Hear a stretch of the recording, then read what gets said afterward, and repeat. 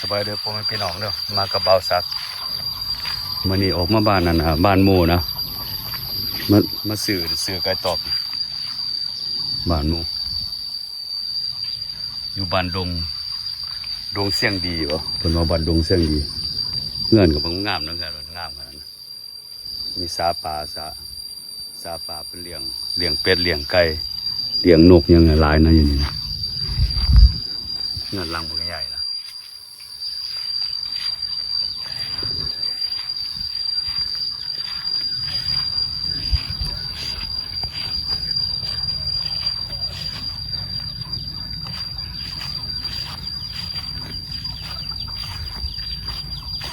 แบบนี้อยู่นี่แบบตามธรรมชาติเลยนะแบบธรรมชาติเลยนะอยู่นี่นั่นเป็นยังเสียรายงานเป็นเพื่อนใหม่นะเป็นเพื่อนใหม่สวนนี่ก็แบบใหญ่ขนาดนะตัวนี้ก็เป็นสาป่า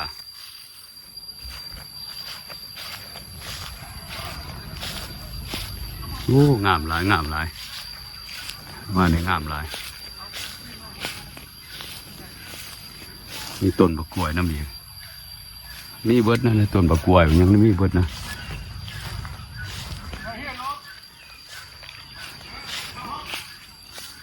มากับเต่าก็มีโอ้คักมันทำให้ปลูกเต็มเบิดนะ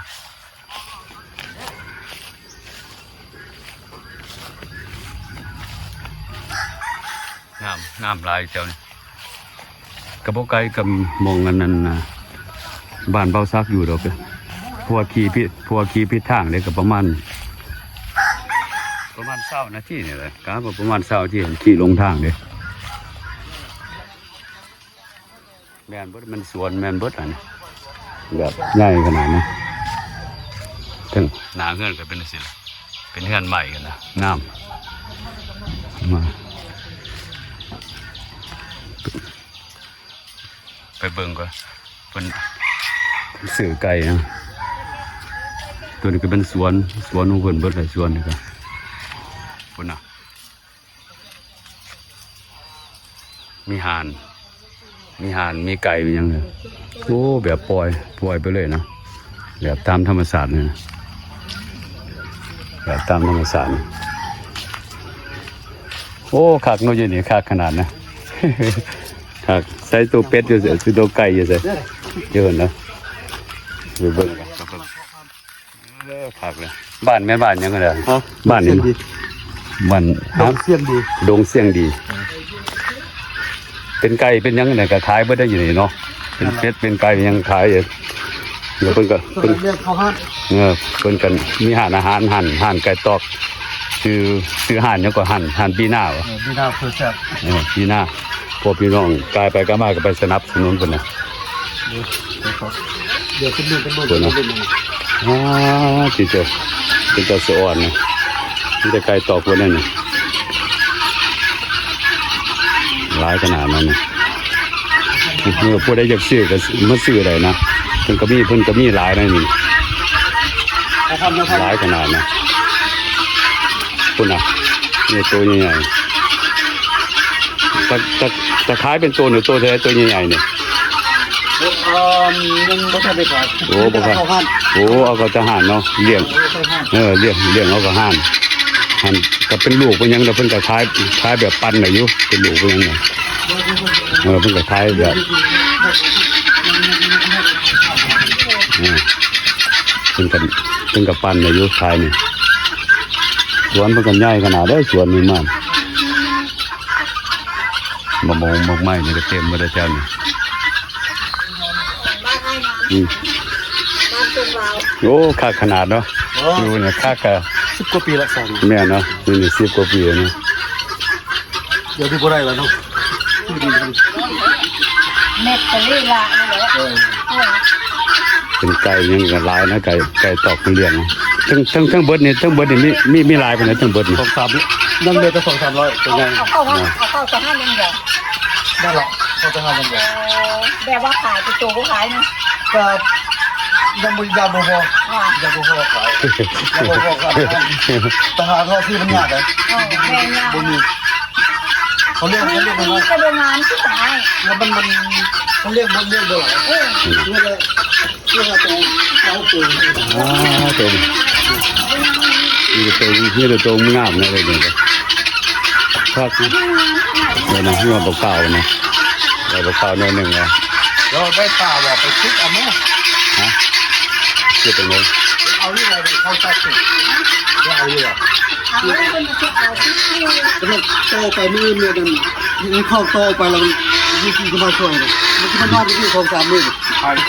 ยี่สิบจะมาให้ เนื้อดีแล้วก็คือดีแล้ว ยิ่งเข้มขึ้นมา มันแล้วก็ใกล้ต่อ ก็อยู่กับอยู่บ่ไกลนะ ได้ป่าบอกไปคิดเอาไหม โอ้ยบ่มีเวลามื้อหน้ามื้อหน้าพุ่นนะ เฮ้ยบักเงาไอ้มันได้บักเงา น้ำมะเขือขึ้น ตัวบักเงานี่นะ เรียกกระ โอ้ เขือ ปลูกหลายเนาะยังปลูกขายมันก็จังได๋เนี่ยเป็นบักนาวนี่ปลูกขายวะส่งอาหารเนาะ โซโคฮันแน่แล้วก็ขายได้บักเงา โอ้ดีแล้วทุกสิ่งทุกอย่างเฮ็ดเอาเองเบิ่งผู้แนวนะ เฮ็ดเอาเองเบิดเลย เฮ็ดเอาเองบ่โดดนะเพิ่นก็มีห่านไก่ตอกกันเพื่อลาบไก่ตอกมีต้มมีปิ้งอย่างนั้น เอาเด้ออยู่วันก่อนแล้วเจ้าก่อน หมากยังบ่ขาวอ่ะ เอาเว้ย มัน ต้องไปต้องไป มากำลังสาวเพิ่นมาซื้อไก่นะซื้อเอาไปเลี้ยงเหรอถึงเอาไปปล่อยเอาไปปล่อยสวนโอ้เป็นจะสะอ่อนนะอย่างนี้นี่ไก่มันมีแต่ไก่ตอกคนนั้นน่ะพอเป็นเสือไปปล่อยอยู่ในสวนนะอยู่ตามมันนะตามเพื่อนผู้เสือผู้เลี้ยง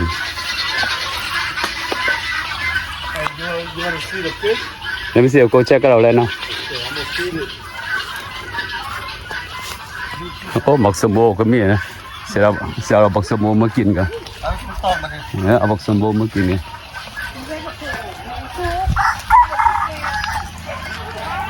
สวนมันก็ใหญ่ขนาดนั้นแบบโอ้แบบสุดยอดนะเลี้ยงเบิ่งผู้แนวเนาะ อย่านานก็บอกงาม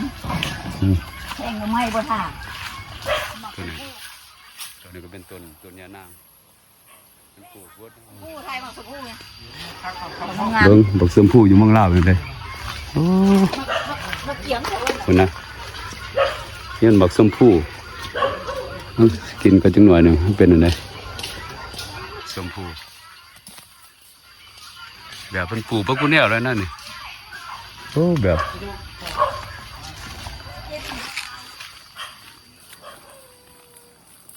โอ้เป็นจังซี่แล้วสมผู้บ่หวานเนาะ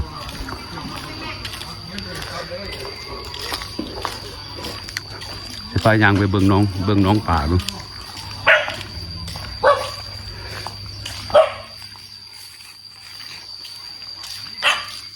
เงื่อนเพิ่นก็เป็นจังซี่แล้วงามเป็นเงื่อนใหม่ไปแล้วเนาะ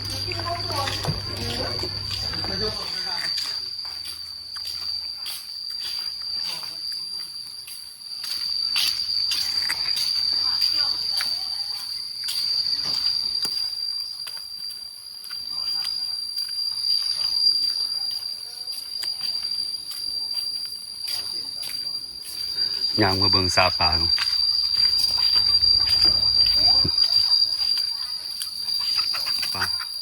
ป่านี่ก็หลายขนาดเลยป่าอยู่นะอันนี้ก็น้องป่า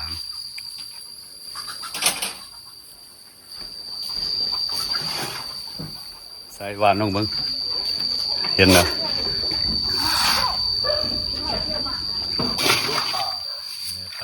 เห็นเด้ป่ามากินแล้วโอ้ยังตัววันใหญ่ยังใส่แบบโอเคอยู่ อ๋อได้แบบเบ๊กอ่ะ เดี๋ยว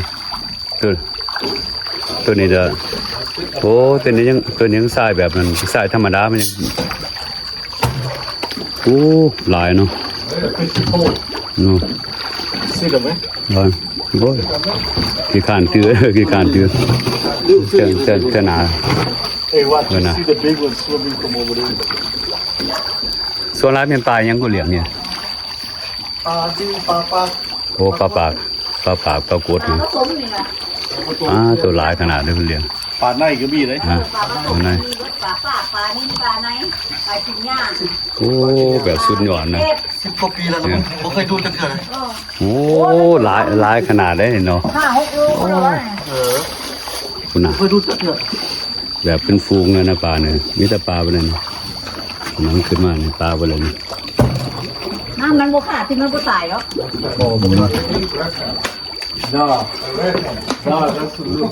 ส่วนใหญ่ขนาดนั้นส่วน อันนี้ต้นมากนี่อย่างไร ต้มไทย โอ้หมักไทย มันเป็นแล้วก็มันเป็นรสด้วยปลากัน ปลา กิน ก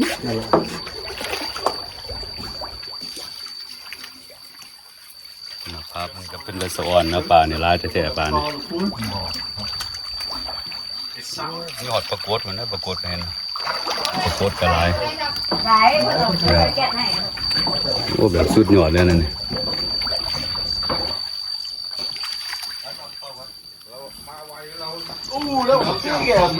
Yeah, they got a lot of catfish too. A lot of catfish. 6 โลหมดเดียว Damn, it's a lot of fish. They got Damn. pound carp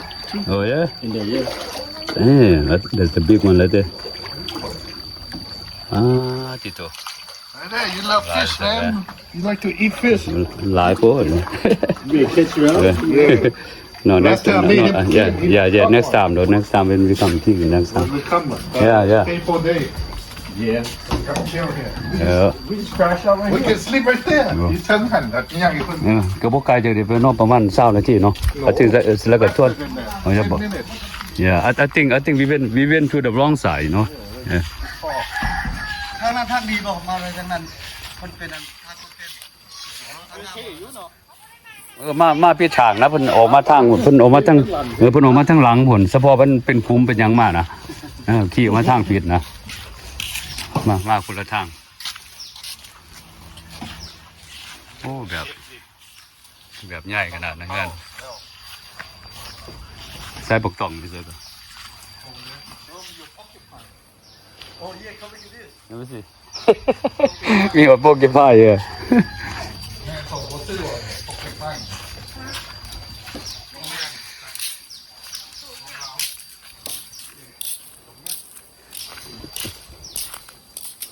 มันสีดได้ตัวเนี่ยมันสีดได้เนี่ย ได้เราซื้อ พกอยู่ผ้าเดี๋ยวมันสีดเนี่ยพกอยู่ผ้า โอ้เซฟแล้วออกมาแล้ว ตัวนี้ก็ยังเลี้ยงเนาะตัวเนี่ย แม่นอันนี้น่ะบ่เป็นตัววิน ตัวนี้เป็นอยู่เมืองลาวเลยเนาะตัวนี้เนาะตัวใหญ่อยู่นะตัวนั่นน่ะพกอยู่ผ้าจังได้เลี้ยงมันงามมันสิบ่เคยจะเฮ็ดจังได๋นี่ งาม โอ้ เนี่ยไว้เบิ่ง นี่ตัวผู้ตัวแม่ บ่น่ามีฟ้า มันจะเกิดลูกอะไร เกินแล้วบ่ โอ้ตัวพกอยู่ผ้า ลูกกันอยู่ไหนหันตีกินโต คมเด้ตัวนี้ กลมว่ะ ใครก็กล้ากินหรอ โอ้แซ่บเด้อก็เจ้าเป็นมุก ตัวนี้พกอยู่ผ้าอยู่เมืองลาวเด้ตัวนี้บ่ได้คือแบบตัวอยู่อเมริกาสวนมันก็แบบใหญ่ขนาดนั้นเลี้ยงมันนะปลาแต่สิซ้ำกินซ้ำขายนี่แบบบ่ว้าวแล้วหลายแต่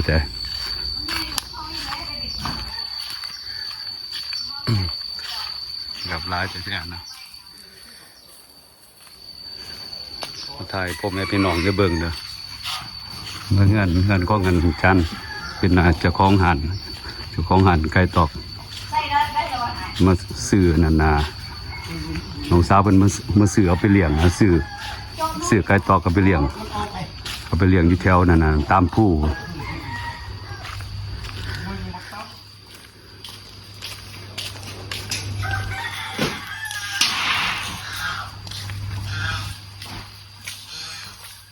ต้องอัดประตูได้น้องมันแล่นเอาเด้นี่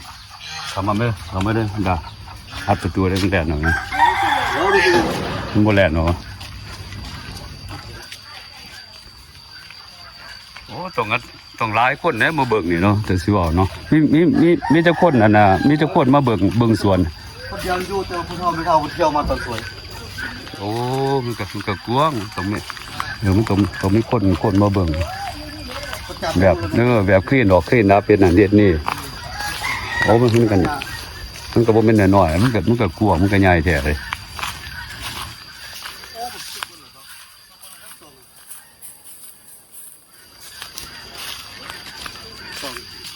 ตัวนี้เป็นต้นบักตองนะมีเบิดนะสวนของเพิ่นตัวบักตองเบาซักบ่มากกว่านั้นมันจะสมๆหวานๆเนาะ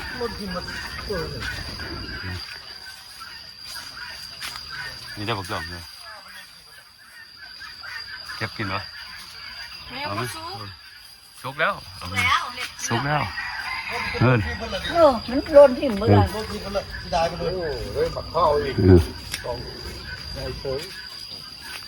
ปีนเนะเบิ้ง บ่ได้ชิม นะเพิ่นยังเอาบักเฝ้ามันกินยากก็สิบ่เอานี่กินยาก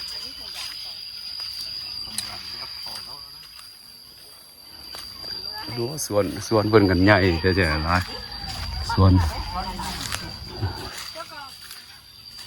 นี่ใหญ่ขนาดนะบักต้องก็บ่มีคนกินมันหล่นลงจนเบิดนะหล่นลงจนเบิด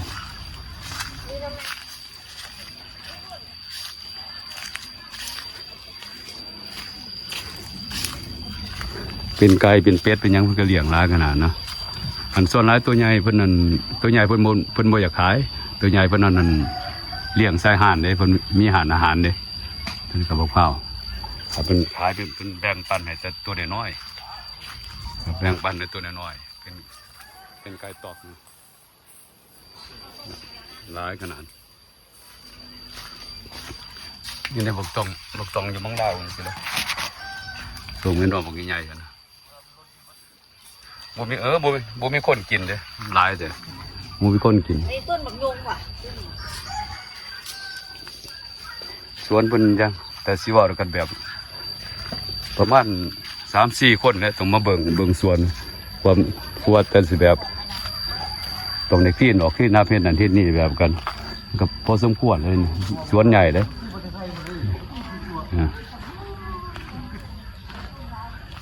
เพิ่นก็ปลูกเบิดนะปลูกเบิดผู้แนวนะต้นนี้จังสิต้นหมากอย่างนี้มันออกหมากแล้วต้นนี้เบิ่งคือบักกอกเพราะมันบักกอกวะนี่เห็นอันนี้มันหมากยังไงมันบักกอกว่าคือยังไงนี่นะ มากอกน้ โอ้บักกอกน้ำ ำมากอกน้ำมันเรียนกับเจ้าไซโร่กลิงกับเจ้ากอกไ โอ้สวนใหญ่ๆกันนะเพิ่นปลูกเพิ่นคุณแนวเลยเนาะปลูกเพิ่นก็ย่างตัวนี้ก็เป็นบักมี่นะบักมี่ก็มีได้มาเอาในแถวนี้ได้เห็นบ่รถตำๆนวลเหลืองๆอ่ะจับรถนั้นเดินตัง ก็ลุยหงใส่ได้แก้ส่งจะมาไหมแก้ส่งจะมา เนี่ยเอาตัวก็ได้ถ่า จ้องเอาแล้วไม่เจ้าน่ะ ถ่าจุงก็บ่ถ่าจุงก็ รุ่นก็ต้องเอา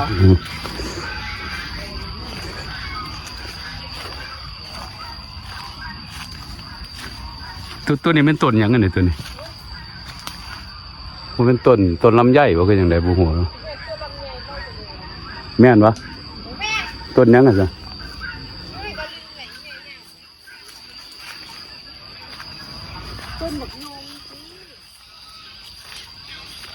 บักฟางต้นบักฟางไง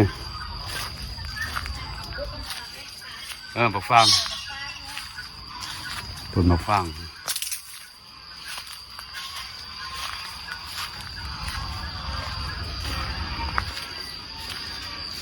ได้ที่แถวนี้แห้งต่ำอยู่นี่แม่นเบิดนี่ตัวบักต้องหลายเทียนอันบ่มีคนกินนะเห็นบอกรถไฟก็มาแล้วรถไฟแล่นไกลนี่เป็นรถไฟรถไฟโอ้มันก็ใกล้แบบนี้แบบนี้มันทางรถไฟเลยตัวนี้มองสวนตัวนี้โอ้งามหลาย เพิ่นก็มาอยู่นี่ประมาณ10 ปลายปีแล้วมาอยู่นี่10 ปลายปีแล้ว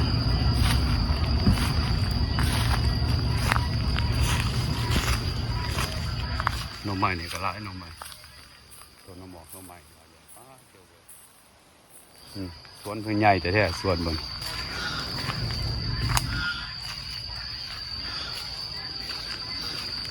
สวนก็ใหญ่แท้